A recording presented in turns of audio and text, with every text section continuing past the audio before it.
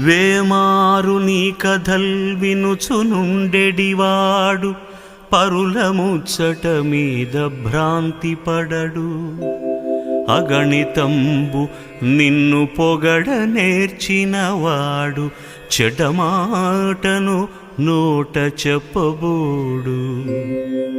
ఆసక్తి చేత నిన్ననుసరించెడివాడు ధనమదాంధుల వెంట తగులబోడు.